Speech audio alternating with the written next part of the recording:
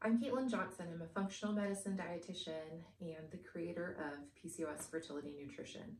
PCOS Fertility Nutrition is a brand that crosses a number of different needs for women with PCOS.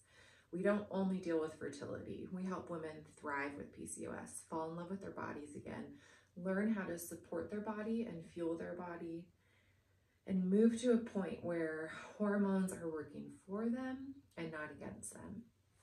Today, I want to talk a little bit about why it is harder for women with PCOS to conceive.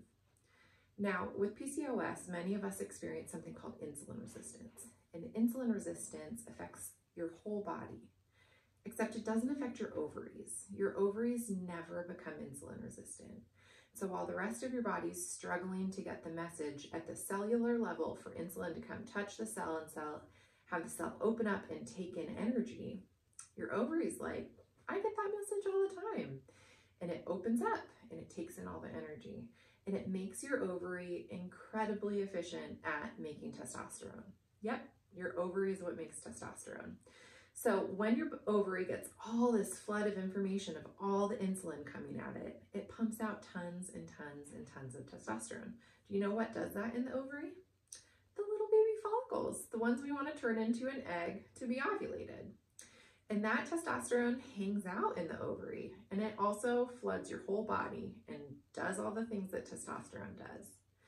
So with higher levels of testosterone, which is partly related to insulin resistance, we struggle with ovulation. Think about like a 13-year-old boy, tons of testosterone pumping, their voice is changing, it's at like super awkward teenage stage. That's what's going on in your ovary with your follicles. They're stuck. This is actually what the cysts in your ovary are when we're talking about polycystic ovarian syndrome. The cysts are just tiny immature follicles that are housed within kind of like a bigger casing, the cyst, with a little bit of fluid in it. And they get stopped, stunted, stalled in this growth and maturity process. It's like hanging out with a 13-year-old boy forever. That's what's going on in your ovary. And if that happens, we don't ovulate. So we need to set the environment in a different way to, 1, improve insulin resistance, 2, stop the current testosterone that's floating all around doing its dirty work from impacting your follicles and their ability to ovulate, and help the metabolic differences that are actually happening within the ovary itself that are making PCOS conditions more favorable. Some of that has to do with insulin resistance, some of that has to do with insulin signaling, some of that has to do with genetics and our environment. But a lot of it is modifiable. And that's one thing that I teach you in the Find Fertility course, is not just how to eat to get your symptoms better, but how to eat and structure your lifestyle to get your body ovulating. Now, there are other reasons why it's harder for women with PCOS to get pregnant. Let's just talk about the anatomy of a cycle for a second. If you have a menstrual cycle, you have a beginning of it, which is your period. Then your body works in the follicular phase to get you ready to ovulate. Then you ovulate. Then you have what we call the luteal phase. And this is the phase where every month your body's hoping in the endometrial lining of the uterus that a little egg's going to come down from the fallopian tube that already met the sperm, is going to billow in on the inside of the endometrial lining. We call that implantation. So we need implantation to go really well. We need a uterine environment that's ready for the follicle. Well, that doesn't happen if we don't have high enough progesterone levels.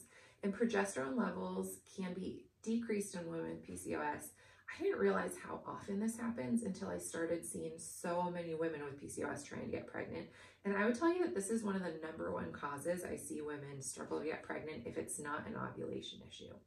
If we can kickstart and get you ovulating, you've been ovulating for a while, but you're still not pregnant, if we know your fallopian tubes are open, we know there's no semen sperm issue, then sometimes it's progesterone. We're not making enough progesterone, or we're not making it long enough to support a healthy, kind of billowy, ready uterine lining for that egg to come implant into. So supporting progesterone production is another key tenet that we work on in the Find Fertility course.